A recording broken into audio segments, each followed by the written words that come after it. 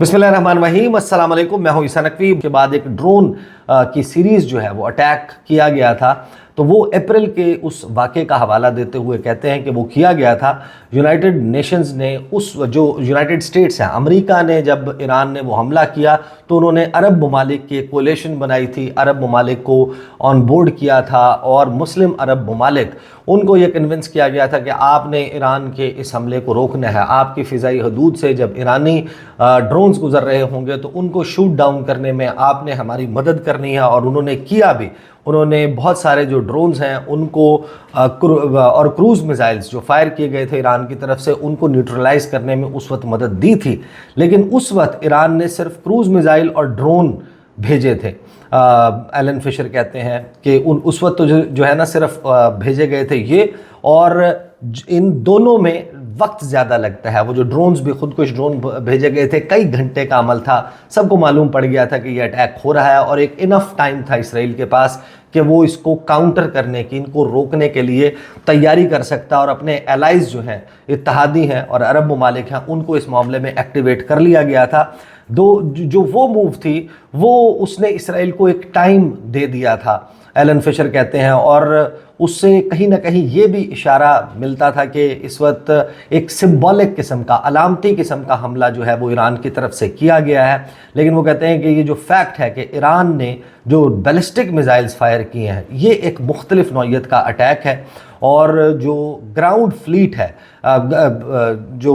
वहाँ पर जो मौजूद है अमरीकी रिसोर्सेज, उनको भी एक्टिवेट किया गया इसको काउंटर करने के लिए। उन्होंने हेल्प भी की, लेकिन उन्होंने कहा कि अब अमेरिका और इसराइल के पैरों के नीचे से ज़मीन हल्की फुल्की खिसकती हुई नज़र आ रही है। ख़ास तौर पर इराक़ और दीगर ममालिक में जो मुख्तलिफ ग्रुप्स हैं, कताइब सैयदुश्शुहदा है, अंसार हैं, बाकी लोग हैं, इन्होंने ऐसी स्टेटमेंट्स दी हैं कि वो बाकायदा अगर इसराइल का कोई जवाबी हमला ईरान पर होता है तो फिर वो अमरीकी जो मफादात हैं, जो अमरीकी बेसिस हैं इस रीजन में, उनको टारगेट कर सकते हैं। अब दूसरा जब्बारी जो है वो रिपोर्ट कर रही हैं लबनान से, बैरूत से, और वो कहते हैं कि जो नेतन्याहू हैं उन्होंने पुश किया है ईरान को कि वो ये अटैक करें। और मुमकिन तौर पर ये जो अब जंगी काबीना का इजलास हो रहा है, इसराइल की तरफ से किस किस्म का रद्द अमल आ सकता है। वो ये कहते हैं कि जो लास्ट टाइम ईरान ने अटैक किया था 13 अप्रैल को था, तकरीबन 12 दिन के बाद जब इसराइल ने 5 मेंबर्स ईरानी रेवोल्यूशनरी गार्ड्स के दमिश्क में उनको टारगेट किया था, उसके तकरीबन 12 दिन के बाद 13 अप्रैल को ये अटैक ईरान की तरफ से किया गया था। जो ईरान ने, उन्होंने कहा कि अटैक किया था उस वक्त वो मुख्तलिफ था, लेकिन आज जो हम वो कहते हैं कि हम होता देख रहे हैं ये बहुत मुख्तलिफ है। उस वक्त ईरान ने बैक चैनल डिप्लोमेसी के ज़रिए अमेरिका को वार्न कर दिया था, वेस्टर्न पावर्स को वार्न कर दिया था कि हम एक हमला करने जा रहे हैं, और अप्रैल के महीने में जो इसराइल और उसके इत्तहादी हैं वो उस हमले के लिए तैयार थे। तो दूसरा जब्बारी कहते हैं कि आज की रात जो हमने देखा है वो बहुत हैरानकुन है, वो बहुत मुख्तलिफ है कि इसराइल को सिर्फ 1 घंटे पहले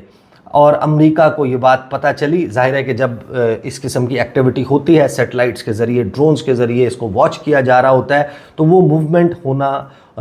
होते हुए नोटिस ज़रूर कर ली जाती है। लेकिन वो टाइम ऐसा नहीं होता कि जिसमें वो प्रिपेयर कर सकें, ख़ुद को बचाव के लिए उस तरीके से तैयार कर सकें, अगर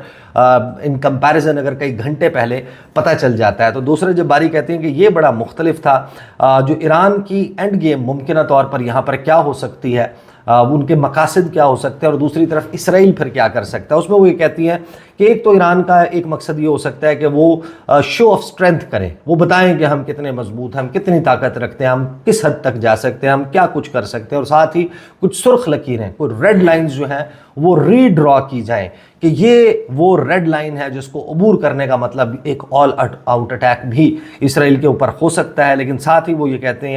हैं कि जो इसराइल है उसने अभी तक 100% क्लियर नहीं किया। उन्होंने ये तो कहा है कि हम ताकत से इसका जवाब देंगे, फोर्स से इसका जवाब देंगे, इसका जवाब सफारतकारी, डिप्लोमेसी, स्टेटमेंट्स, सख्त स्टेटमेंट्स नहीं होंगी, बल्कि हम भी जो है वो अटैक करेंगे। लेकिन वो कहती हैं कि जो कुछ गुज़श्ता हमने अरसे में देखा है, जो इसराइल ने जिस तरीके से सैयद حسن نصراللہ کو نشانہ بنایا تو سم ہاؤ یہ لگتا ہے کہ اسرائیل چاہتا تھا کہ ایران اس قسم کا کوئی حملہ کرے، اور پھر اس کے پیچھے نیتن یاہو کا وہ خواب موجود ہے کہ ایران ہمارے اوپر ڈائریکٹ حملہ کر دے اور پھر ہمیں یہ موقع مل جائے کہ جو ایران کی 6 نیوکلیئر فیسلٹیز ہیں جن کے بارے میں اسرائیل اور امریکہ یہ کہتے ہیں کہ یہاں پر ایٹم بم جو ہے وہ بنایا جا رہا ہے، جوہری تنصیبات ہیں، اور ان فیسلٹیز میں نیوکلیئر انرجی کے نام کے اوپر دراصل جو ہے وہ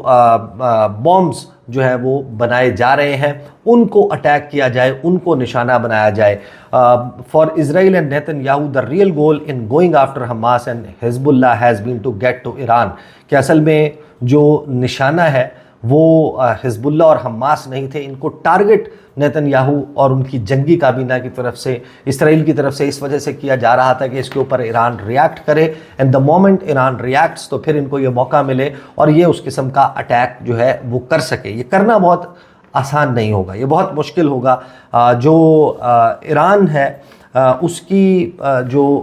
ہسٹری سے جو لوگ واقف ہیں ان کو معلوم ہے کہ یہ پھر ایک ایسے کانفلکٹ میں تبدیل ہو سکتا ہے جو کئی سال جو ہے وہ جاری رہے گی۔ یہ پھر چند مہینوں کی، چند ہفتوں کی گیم نہیں ہوگی کہ اسرائیل آیا، اس نے بمبارڈمنٹ کی، وہ کر تو سکتے ہیں، نشانہ تو وہ بنا سکتے ہیں، لیکن وہ بنا کر غائب نہیں ہو جائیں گے، ہوا میں اڑ نہیں جائیں گے۔ اور جن لوگوں نے ایران وزٹ کیا، جو ایران کو جانتے ہیں، ان کو معلوم ہے کہ وہاں پر جو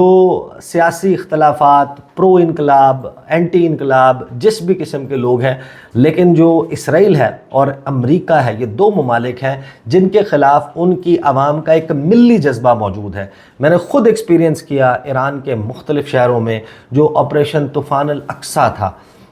وہ اس کے بعد جس طریقے سے ایرانینز نے اس کو سیلیبریٹ کیا، وہاں پہ میں نے دیکھا کہ ایران میں بینرز، پلاکارڈز، ہولڈنگز لگے ہوئے تھے جس میں پریز موجود تھی، جس میں تعریف موجود تھی۔ بالکل اس طریقے سے ایران جو ہے وہ آپریشن طوفان الاقصیٰ کو سیلیبریٹ کر رہا تھا، چیرش کر رہا تھا، جیسے کوئی ایک ایسا جوڑا جو بے اولاد جوڑا ہو، جس کو سال ہا سال گزر چکے ہوں، جب اس کو جواب ہو چکا ہو، تمام آس امید ختم ہو گئی ہو اور اس کو خدا کی طرف سے اولاد نرینہ مل جائے، اس طریقے سے ایک خوشی کی فضا جو ہے وہ نظر آتی تھی۔ گزشتہ سال جب آپریشن طوفان الاقصیٰ ہوا اور اس کو سیلیبریشن آج جو ہوتی ہوئی نظر آ رہی ہے، تو یہ ایک ڈیفرنٹ قسم کی کانفلکٹ جو ہے وہ ہو سکتی ہے۔ یہ ہیں وہ تفصیلات جو ابھی تک سامنے آئی ہیں۔ ایران نے اپنی ایئر اسپیس بند رکھی ہوئی ہے، جس کا مطلب یہ ہے کہ ایران بہت جلد کوئی اٹیک یا ریٹیلیشن جو ہے وہ ایکسپیکٹ کر رہا ہے۔ دیکھتے ہیں یہ چیزیں کیسے انفولڈ ہوتی ہیں، اور اس کے حوالے سے مزید کوئی اپڈیٹس آئیں گے وہ بھی آپ کے سامنے رکھوں گا۔ اب تک کے لیے اتنا ہی، اجازت دیجیے، اللہ حافظ۔ کہ اٹیک کیا تھا اس وقت وہ مختلف تھا، لیکن آج جو ہم وہ کہتے ہیں کہ ہم ہوتا دیکھ رہے ہیں، یہ بہت مختلف ہے۔ اس وقت ایران نے بیک چینل ڈپلومیسی کے ذریعے امریکہ کو وارن کر دیا تھا، ویسٹرن پاورز کو وارن کر دیا تھا کہ ہم ایک حملہ کرنے جا رہے ہیں۔